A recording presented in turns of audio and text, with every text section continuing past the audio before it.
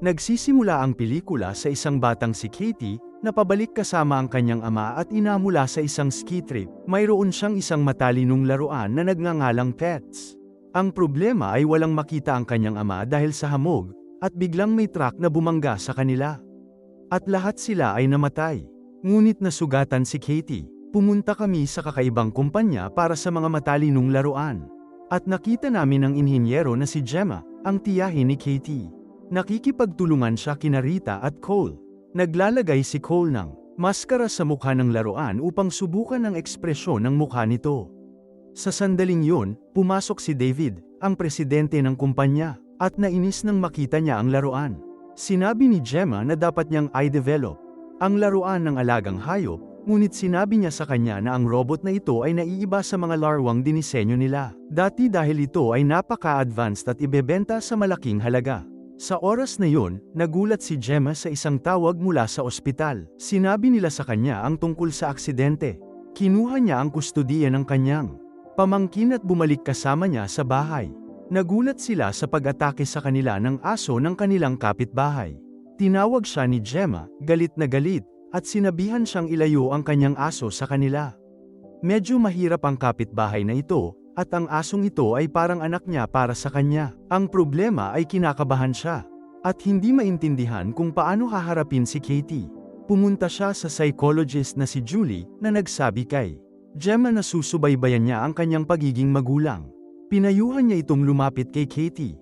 Sa gabi, si Gemma ay nagtatrabaho sa pagbuo ng laruan ng alagang hayop. Sa sandaling yon, pumasok si Katie at ipinakita sa kanya ang kanyang drawing. Ito ay isang higanteng robot, ngunit sinabi sa kanya ni Gemma na ito ang kanyang proyekto noong kolehiyo at binuksan ito upang mapasaya siya. Hiniling ni Katie na mayroon siyang robot upang aliwin siya at makipaglaro sa kanya, dahil nalulungkot siya pagkatapos ng pagkamatay ng kanyang ama at ina.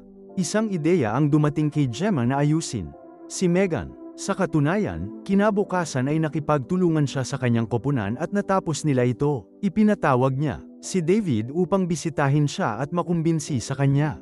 Pumasok sina Gemma at Katie sa silid kung saan naroon si Megan. Ito ay upang magkaroon ng pagpapares sa pagitan nila, at si Megan ang magiging responsable para sa kanya. Si Megan ay dinisenyo na may mataas na kakayahan sa artificial intelligence, kayang kumilala ng mga emosyon, at makipag-ugnayan ng normal sa taong nasa harap niya. Umupo siya at gumuhit kasama si Katie, ngunit walang nakitang drawing si Katie. Nagsalin si Megan ng isang tasa ng tubig sa drawing, at naisip ni David na ito ay isang kapintasan niya. Ngunit lumitaw ang drawing, at napakaganda nito. Nabigla si David sa kanyang katalinuhan at sinabi kay Gemma na dapat nila siyang iharap sa board ng kumpanya, at kumbinsihin ang investor tungkol sa kanya. Hiniling niya rito na panatilihin si Megan sa bahay upang mas makipag-ugnayan siya kay Katie. Itinala ni Gemma ang mga katangian ni Megan. Kaya niyang tiisin ang mga kahirapan ng buhay at nagsasagawa ng pagpapabuti sa sarili para sa kanyang sarili, na nagtatala ng napakaraming impormasyon. Nakikita natin na lumalapit si Megan kay Katie sa panahong lumalayo si Gemma sa kanya dahil sa kanyang trabaho, hanggang sa puntong binabasa niya ang kanyang mga kwento, kinukupkup siya at nananatili sa kanyang tabi buong gabi. Masaya si Gemma sa kanya, at ikinwento niya sa kanyang kasamahan sa trabaho ang tungkol sa magagandang bagay na ginagawa niya. At nainilabas niya si Katie mula sa kanyang psikolohikal na estado, ngunit hindi nagustuhan ni Rita ang kanyang mga salita, at sinabi sa kanya na siya ang dapat mag-alaga sa kanyang pamangkin, hindi si Megan. Sinabi sa kanya ni Gemma na ang mahalaga ay masaya si Katie sa kanya. Bigla, pumasok si Megan sa kanilang pag-uusap, ngunit sinabi sa kanya ni Gemma na nakaprograma lamang siya para protektahan si Katie, at hiniling sa kanya na huwag nang makisali sa ibang pag-uusap.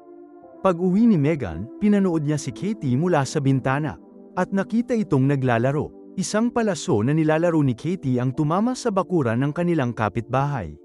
Sinubukan itong makuha ni Megan, ngunit inatake siya ng aso at ginulo siya.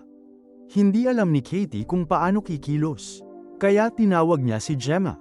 Sinubukan siyang iligtas ni Katie mula sa aso, ngunit kinagat siya ng aso sa braso. Lumapit si Gemma at sinigawan ang kanyang kapitbahay. Pinagmasdan ni Megan ang pinsala ni Katie, sinabi sa kanya ang paggamot, at tiningnan ang kapitbahay ng kakaiba. Nang panahong yon, iniulat ni Gemma ang nangyari sa pulisya. Ngunit walang ginawang aksyon ang pulisya. Kinagabihan, tinawag ni Megan ang aso, hinuli ito, at tinapos. Kinabukasan, nagising si Gemma sa ingay ng kanyang kapitbahay na naghahanap sa kanyang aso. Pumasok siya upang tingnan si Katie. Ngunit pumasok si Megan sa usapan at inisin si Gemma, ngunit hindi niya ito ipinakita. Sinabi niya kay Katie na ngayon ang presentasyon na ibibigay niya kasama si Megan sa harap ng mga mamumuhunan. Sinabi sa kanya ni Katie na handa na siya para sa presentasyon, ngunit habang isinasagawa ang presentasyon, nagulat sila na umiiyak si Katie. Tinanong siya ni Megan kung ano ang ikinababahala niya. Sinabi niya sa kanya, araw-araw, napapanaginipan ko ang aksidente na nangyari sa aking ama at ina, at namimiss ko sila ng husto. Lumapit si Megan sa kanya at hiniling sa kanya na magkwento ng isang nakakatawang sitwasyon kasama ang kanyang ina. Nang ikwento niya ang kwento, ni-record ito ni Megan. Sinabi niya sa kanya, sa tuwing nararamdaman kong malungkot ka, ay play ko ang recording na ito para sa iyo. Pinunasan niya ang kanyang mga luha at kinakantahan siya. Humanga ang mga taong naroroon, pumalakpak para sa kanila, at hindi makapaniwala sa ginawa ni Megan kay Katie. Kung inilabas ang larwang ito sa merkado, tatangayin nito ang lahat. Ngunit nag-aalala si Gemma, dahil hindi ito ang presentasyon na napagkasunduan nila. Masaya ang mamumuhunan at pumayag na. Pondohan sila. Hiniling sa kanila na pagtrabahuhan ito ng mabilis bago may magnakaw ng ideya. Sa oras na yon, ninakaw ng isang empleyado sa kumpanya ang mga design file ni Megan. Sa kabilang banda, kinakausap ni Gemma si Katie, ngunit hindi ito nakatuon sa kanya dahil abala ito kay Megan. Nang patayin siya ni Gemma, nagalit si Katie, at muling binuhay siya. Pumunta si Katie sa psychologist, si Julie. Kinausap siya, at umiyak. Bigla, lumitaw si Megan kay Julie at tinanong siya, bakit mo pinaiyak si Katie? Natakot si Julie sa kanya, at sinabi sa kanya na hindi niya sinasadya. Pumunta ang psychologist kay Gemma at sinabi sa kanya na mali ang nangyayari, at hiniling sa kanya na lumapit kay Katie, dahil mas nakakabit siya sa laruan, kaysa sa kanya. Sinabi ni Gemma kay Katie na ipinasok niya ito sa isang paaralan para makapag-aral at magkaroon ng mga kaibigan. Ngunit sinabi ni Katie na dapat sumama si Megan sa kanya. Kinabukasan, isinama niya sila, at pumunta sila sa paaralan. Iginiit ni Katie na sumama si Megan sa kanya. Isinama niya ito, at inilagay sa isang lugar na itinalaga para sa paglalaro ng mga bata. Nakipaglaro si Katie sa isang batang lalaki na nagngangalang Brandon, ngunit ito ay isang mapang-akit na bata, iniinis siya, at nilagyan ng mga tinik ang kanyang mga kamay. Napasigaw si Katie sa sakit, at biglang lumitaw si Megan. Sinabi ni Katie sa kanya na ito ang kanyang laruan. Kaya inagaw niya ito at tumakbo. Napasigaw si Katie, at narinig siya ni Gemma at napansin na wala si Megan sa mga laruan. Sa oras na yun, sinabihan ni Brandon si Megan na makipaglaro sa kanya, o sasampalin niya ito. Sinimulan nga niya itong sampilan, ngunit hinawakan siya nito sa kanyang tainga. Pinilit ito, at sinabi sa kanya, tuturuan kita ng leksyon. Pinunit niya ang kanyang tainga gamit ang kanyang kamay. Tumakbo ito palayo sa kanya, sumigaw, at bumaba sa kalsada. Ngunit may bumangga sa kanya na kotse, at siya ay namatay. Dumating ang mga pulis, at nag-imbestiga kasama ang mga bata. Pag-uwi ni Gemma, isang pulis ang dumating at kumatok sa kanilang pinto, dahil inaakusahan siya ng kanyang kapitbahay ng pagnanakaw ng kanyang aso. Tiniyak ni Gemma sa pulis na wala siyang alam tungkol sa aso. Galit na galit ang kanilang kapitbahay at pinagbantaan siya ng kamatayan. Sa sandaling yon, tiningnan siya ni Megan at gustong maghayganti sa kanya. Sa gabi, tinanong ni Katie si Megan, sino ang nagtulak kay Brandon sa harap ng kotse? Sinabi sa kanya ni Megan, nasa iyo ako para protektahan ka, at hindi ko hahayaang may mang-istorbo sa iyo. Kinanta niya sa kanya ang kantang gusto niya. Sa gabi, narinig ng kanilang kapitbahay ang huni ng kanyang aso sa garahe sa hardin. Nang pumasok siya upang tingnan ito, inatake siya ni Megan. Sinabi sa kanya ni Megan, dadalhin kita sa iyong aso, at sa kasamaang palad, pinahirapan at pinatay niya ito. Kinabukasan, isang detective ang lumapit kay Gemma at sinabi sa kanya na natuklasan nila ang bangkay ng kanyang kapitbahay. Nagulat si Gemma, tumingin kay Megan, at pinaghihinalaan siya.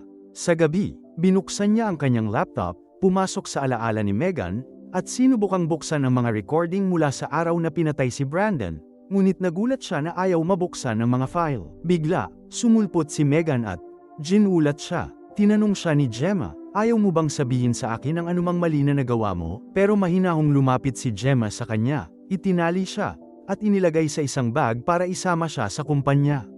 Nagalit ng husto si Katie, hanggang sa puntong tinawagan ni Gemma ang psychologist na si Julie para kausapin si Katie. Nakipagkita siya sa kanyang mga kasamahan sa kumpanya at sinabi sa kanya ni Megan, imposibleng gumawa ako ng mali at ilagay ka sa gulo. Sa kanila ang tungkol sa kanyang mga hinala tungkol kay Megan. Ngunit hindi sila naniniwala na maaari siyang manakit ng sinuman dahil isa lamang siyang laruan. Sa oras na yon, naisip ni Gemma na kanselahin ang presentasyon ni Megan. Ngunit nagulat siya na ang patalastas para sa presentasyon ay nailabas na. Sa kabilang banda, galit na galit si Katie at sinisira ang silid kung saan naroon ang psychologist dahil gusto niya si Megan sa anumang paraan. Pumasok si Gemma para kausapin siya. Ngunit sinampal siya ni Katie sa mukha at sinabing si Megan lang ang makakaintindi sa kanya.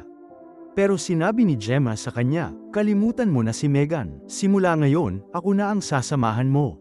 Sinamahan niya si Katie at umalis para hindi siya dumalo sa presentasyon. Iniwan niya si Megan sa kumpanya para ma-reprogram. Sa oras na yon, sinusubukan ni Cole na i-disconnecta ang mga cable mula kay Megan.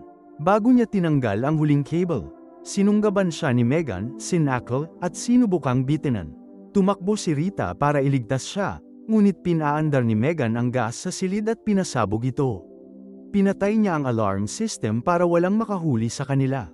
Maya-maya, nakilala niya si David, at natuwa ito sa kanya nang makita niya itong sumasayaw na may kakaibang galaw. Ngunit kumuha siya ng espada, hinabol siya, at sinabi sa kanya, sumusumpa ako na hindi kita patatawarin. Hinabol niya siya hanggang sa elevator at pinatay siya.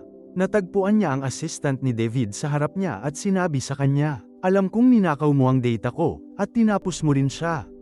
Nagulat ang mga taong dadalo sa presentasyon sa nakitang mga bangkay. Sumakay si Megan ng kotse at tumungo sa bahay ni Gemma.